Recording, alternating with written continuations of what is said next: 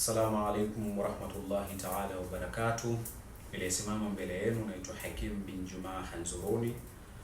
Lengo ni kukumbushana katika yale ambayo Mwenyezi Mungu ametuasa tuweze kukumbushana juu ya kumcha yeye Allah subhanahu wa ta'ala, na kuhusia pamoja na kuihusia nafsi yangu juu ya kumcha Allah subhanahu wa ta'ala.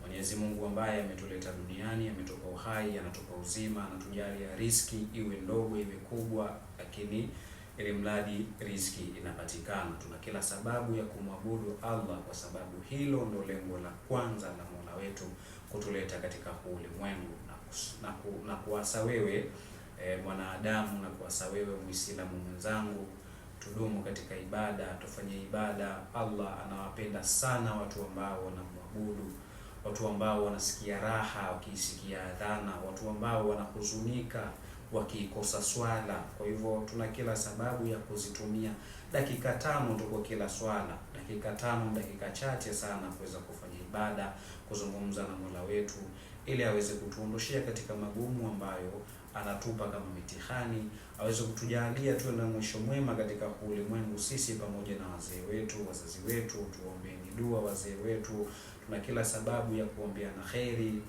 kwa sababu Mwenyezi Mungu anasema ukimwombea kheri mwenzako, basi Allah anaanza na wewe ambaye umemwombea kheri yule ambaye umetaka kumwombea kheri. Kwa hivyo nawahusia katika kumwabudu Allah subhanahu wa ta'ala. Kila itwayo leo, kila uchwao, hizi pumzi ni za kwake, na yote anayotujalia ni kwa baraka zake Allah subhanahu wa ta'ala. Wa hadha, assalamu alaikum wa rahmatullahi wa barakatuh.